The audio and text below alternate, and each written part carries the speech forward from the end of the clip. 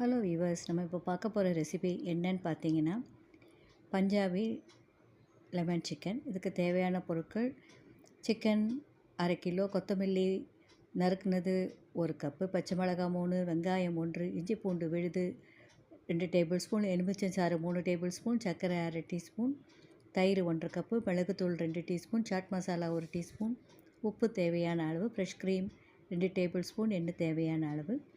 சிக்கனை நல்லா கழுவி ஒரு பாத்திரத்தில் போட்டு வச்சுருக்கோங்க. கொத்தமல்லி, பச்சை மிளகாய், வெங்காயம் எல்லாத்தையும் மிக்சியில் போட்டு நல்லா நைஸாக அரைச்சி சிக்கனில் போட்டு அதோட இஞ்சி பூண்டு விழுது எலுமிச்சை சாறும் சேர்த்து ஒரு 1/2 மணி நேரம் நல்லா ஊற விடுங்க.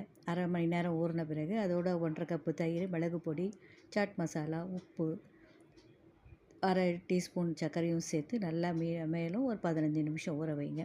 ஒரு கடாயில் அல்லது நான்ஸ்டிக் பேனில் எண்ணெயை ஊற்றி இந்த கலந்து வச்சுருக்கிற இந்த சிக்கன் துண்டுகளை அதில் போட்டு ஒரு 20 25 நிமிஷம் வைக்கணும்.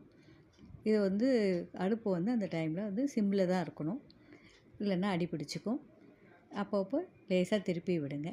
சிக்கன் துண்டுகள் நன்றாக நல்லா வெந்ததும் ஃப்ரெஷ் க்ரீமும் இன்னும் சிறிதளவு மிளகு பொடியும் தூவி கலந்து விட்டு அந்த கலவை லேசாக அந்த சிக்கனோட நல்லா சேர்ந்ததும் அதை எடுத்து பரிமாறுங்க. இதுவே பஞ்சாபி லெமன் சிக்கன் செய்கிற முறையாகும். செய்து பார்த்துட்டு உங்களை ஃபீட்பேக் எனக்கு சொல்லுங்கள். மறக்காமல் இந்த சேனலை சப்ஸ்கிரைப் பண்ணி வச்சுக்கோங்க. மேலும் ஒரு நல்ல ரெசிபியில் சந்திக்கலாம். தேங்க்யூ.